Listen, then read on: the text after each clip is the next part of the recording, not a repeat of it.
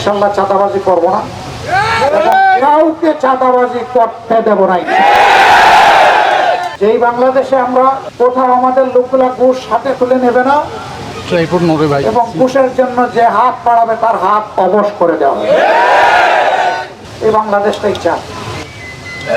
এর প্রমাণ স্বরূপ বলেছি জাতিকে সাক্ষী রেখে, বিশ্ববাসীকে সাক্ষী রেখে, জামাতে ইসলামী থেকে আগামীতে মহান মাহবুদের ইচ্ছায় সাহায্যে আপনাদের ভালোবাসা এবং সমর্থনে যারা সংসদ সদস্য নির্বাচিত হবেন, যদি সরকার গঠনের সুযোগ পাই আল্লাহ ভালো জানেন, তাহলে যারা মন্ত্রী হবেন আগামীতে আমাদের সংগঠনের কেউ সরকারি কোনো প্লট নেবে না আর বিনা ট্যাক্সের গাড়িতে চড়বে না।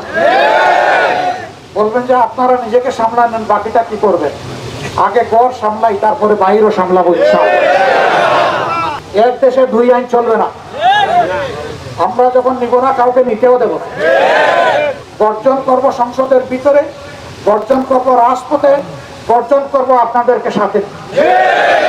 রাজনীতিতে যারা আসবেন তাদের প্রতি আমাদের বিনয়ী অনুরোধ, মেহরবানি করে ভিক্ষুকের মানসিকতা নিয়ে রাজনীতিতে আসবেন না, লুটেরার মানসিকতা নিয়ে আসবেন না, চোরের মানসিকতা নিয়ে আসবেন না, রাজপুতের মানসিকতা নিয়ে আসবেন। অন্তর থাকবে দেওয়ার ত্যাগের, মানুষকে ভালোবাসার, সম্মান করার, মানুষের সম্পদ, ইজ্জত এবং জীবনের পাহাড়দারি করে। যারা এটা পারবে ওয়েলকাম, মোস্ট ওয়েলকাম, রাজনীতিতে আসেন। যারা পারবেন না, মানুষের পকেট থেকে টাকা চুরি করে, লুণ্ঠন করে দেশে বিদেশে সম্পদের পাহাড় যারা গড়ে তুলবেন, তাদেরকে আমি অনুরোধ করব এর চাইতে ভিক্ষা অনেক ভালো, সেইটা